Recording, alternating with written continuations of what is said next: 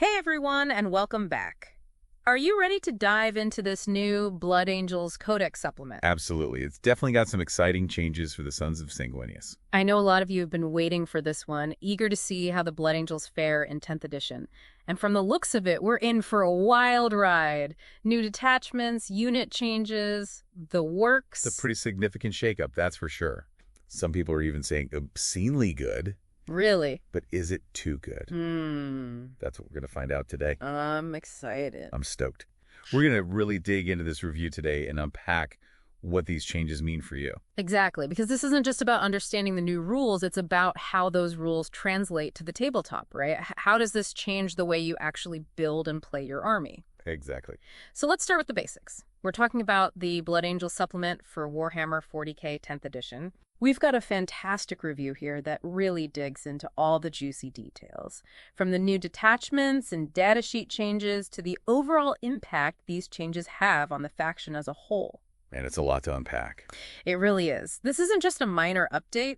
We're talking about some pretty significant shifts in how you'll want to think about your Blood Angels army. Absolutely. And the review jumps right into that, starting with the 3 new detachments: the Liberator Assault Group, the Lost Brethren, and the Angelic Host. Yeah, each one offers a really distinct playstyle, which I think is great. It really draws inspiration straight from the Blood Angels lore. That's what I love to hear. When the rules reflect the story, it just adds another layer of depth to the game. So let's start with the Liberator Assault Group. For our listeners who might not be familiar, what's the core concept there? What's the fantasy of this detachment? So the Liberator Assault Group is all about the classic Blood Angels feel. It's about controlled aggression, but with that edge of barely contained rage that the Blood Angels are known for. They've kept the iconic Red Thirst rule, which gives you bonus attacks and strength when you're charging into battle. But it goes deeper than that. They've woven the Red Thirst theme into the detachment's stratagems, giving you some really interesting tactical choices. I love that. Give me an example. How does a stratagem bring that Red Thirst feeling to life on the tabletop? Okay, so let's talk about Savage Echoes. Let's say your unit gets charged, which is not usually a good thing. But with this stratagem, you can choose to either gain 1 strength or 1 attack for your unit. But here's the thematic twist.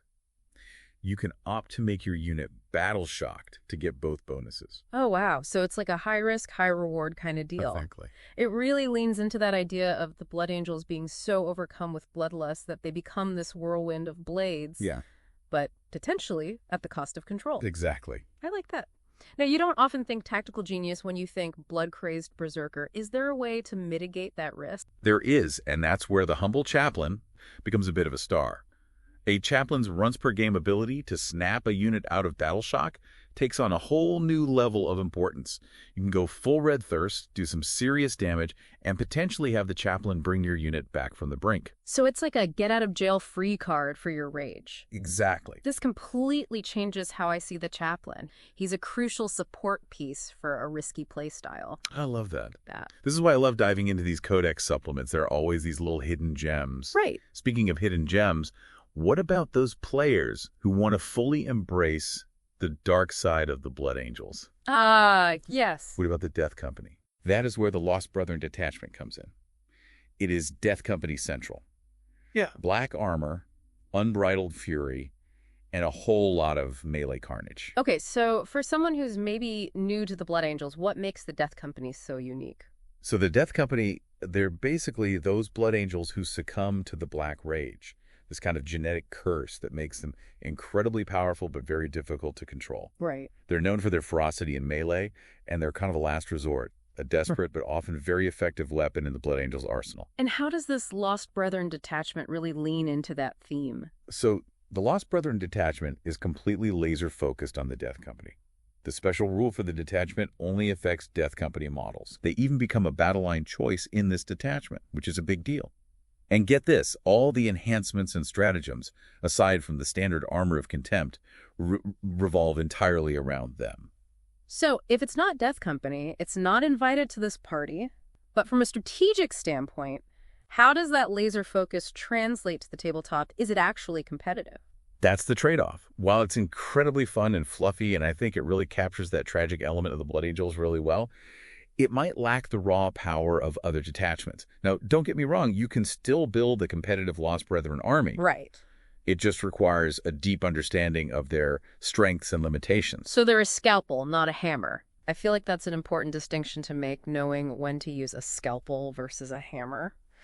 All right, let's talk about the Angelicos. Deep strikes, tactical maneuvers, that sounds right up my alley. What's the core concept there? So the angelic host is all about outmaneuvering your opponent, controlling the flow of battle. Imagine this.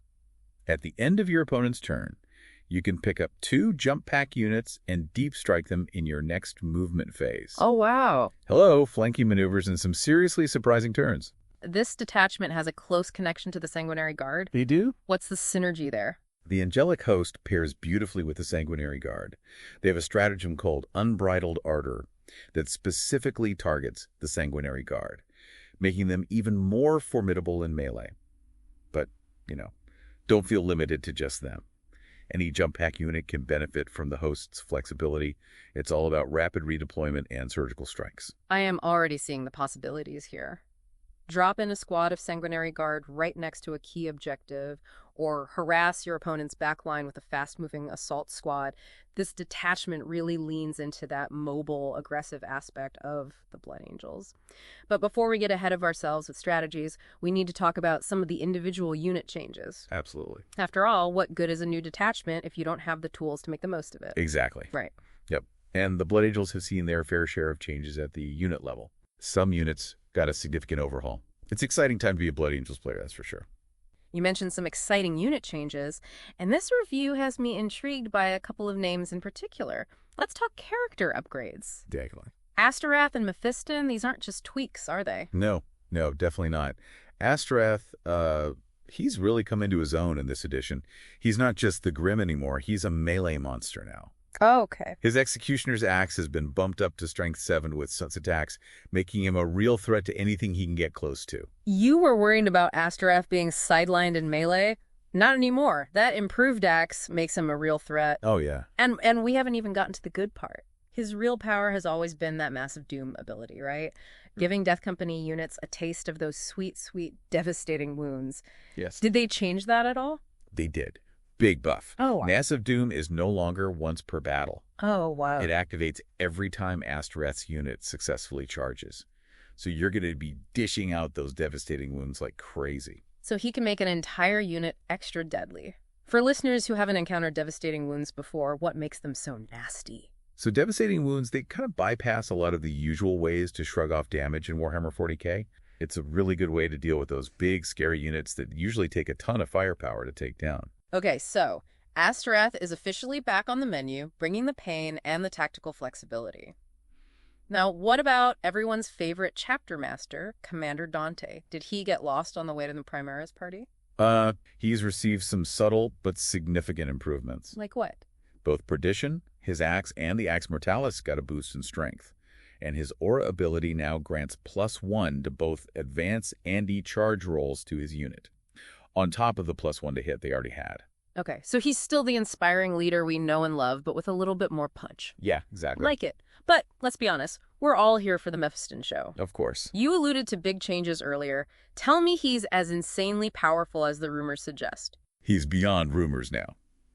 Mephiston has transcended his previous form and become, well, the avatar of destruction we always knew he could be. Okay, you've got to give me the rundown here. What makes Primaris Mephiston so good? All right. So hold on to your hats because there's a lot to unpack here. Okay. He's a lone operative now. He has fights first, a 4-up feel no pain, and the ability to advance and charge like a rocket-powered ballerina. Wait, hold on. So they took everything that was already good about him, cranked it up to 11, and gave him even more mobility. Pretty much. That seems a little unfair, doesn't it? Yeah, it might seem that way, especially when you factor in his revamped transfixing gaze ability. Oh, right. Enemies within 6 inches now have to pass a leadership test after falling back from him, or they stay put. So he can completely lock down an enemy unit. Yes. Okay. Mephiston is giving me chills the good kind. For those keeping track at home, feel no pain means there's a good chance he'll shrug off wounds, making him even harder to kill. So Mephiston isn't just a blender in combat, he's a disruption machine. What's the points cost on this guy? Surely all this comes at a price. That's the kicker if the points stay the same as what's printed in this book. Yeah. Mephiston is an absolute steal. He's an offensive powerhouse A&D, a disruptive mastermind all in one. With those abilities at that potential points cost, you've got to consider slotting him into any Blood Angels army you build. Pretty significant changes to the Death Company. Yeah, they got hit pretty hard. Yeah. No more loading them up with Inferno pistols and power fists for maximum melee mayhem. Yeah, those days are gone, I'm afraid. So what's the best way to use them now? Well, it's not the end of the world for Death Company enthusiasts. The key is understanding their new strengths and how to use them effectively. And where does Asterath fit into all of this? Does he still make sense in a Death Company heavy army? Oh, absolutely. Asterath is more essential than ever, especially with his improved Massive Doom ability. Right. He can turn your Death Company into a devastating wound-delivering machine. So Asterath is like the devastating wound whisperer, amplifying that aspect of the Death Company. Yes. I like it. But let's shift gears for a moment and talk about a unit that's always been near and dear to my heart, the Sanguinary Guard. What makes them so good now? They've gone from kind of a niche choice to a serious contender. With an extra wound, a 4-up invulnerable save, and the improved Heirs of Azkaban rule, they're incredibly tough to kill and incredibly versatile. Okay, break that down for me. What do those changes mean in practical terms? I remember Heirs of Azkaban, but refresh my memory on how it works and why this new version is so good. So it used to only work with your Warlord, giving them a 5-up feel no pain save, basically a 1 in 3 chance to ignore a wound. Now it applies to any character attached to the squad. Oh, wow. This means you can toss in a captain, a chaplain, even Mephiston himself, and they'll all benefit from that sweet, sweet survivability. They're like a walking, talking, chainsword-wielding insurance policy. Yes. That's brutal. But with all these improvements, what's the optimal squad size for Sanguinary Guard now? Do you go all in on a big squad or keep it lean and mean? That's where those tough decisions come in. A smaller squad is more cost-effective and still incredibly durable, especially with that 4-up invulnerable save. But a larger squad can pack a serious punch in close combat, especially with the right weapon loadout. It all depends on your strategy. It's like a game of bloody chess out there. It is. And speaking of strategy, you mentioned earlier that the 3-inch deep strike stratagem for the Angelic Host doesn't allow for charging. It's all about positioning, anticipating your opponent's moves. Use that deep strike to get your units where they need to be. Okay. Whether it's contesting an objective, outflanking a key enemy unit, or simply disrupting their line. Think of it as a tactical repositioning tool, not an instant win button. And remember, sometimes the element of surprise is just as powerful as an extra attack. A well-timed deep strike can force your opponent to hesitate, to second-guess their plans, and that can give you the edge you need to swing the game in your favor. It's like psychological warfare in the grim darkness of the 41st millennium. Exactly. I love it. We've covered a lot of ground today, from new detachments and unit changes to some pretty in-depth strategic analysis. Any final words of wisdom for our listeners before we wrap things up? What's a key takeaway from this deep dive into the Blood Angels Codex Supplement? I think the key takeaway here is that the Blood Angels have always been a force to be reckoned with, but this supplement just gives them even more tools for the fight. It sounds like it. The key is to experiment, to really explore the new detachments and unit synergies and find what works best for you. I like that. Don't be afraid to try new things, and most importantly, have fun. This supplement really feels like a love letter to Blood Angels fans, offering this perfect blend of the classic gameplay with fresh, exciting new mechanics, new strategies. It's a great time to be a Blood Angels player. Until next time, may your dice rolls be bloody and your victories glorious.